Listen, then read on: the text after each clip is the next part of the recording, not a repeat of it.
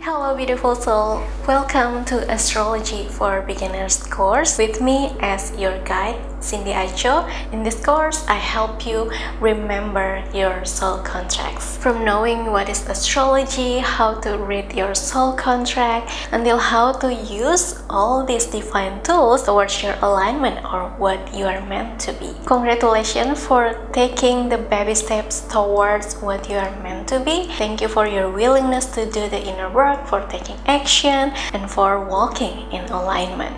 Truly, you're a gratitude to the universe. The resource already available down below. You can print the inner workbook so you can easily make notes or write it down, everything that you just download or that you get from this course. Because when you're writing, you actually translating it into your mind. And there's also guided meditation about alignment. Feel free to listen it anytime you want to listen. This is your course.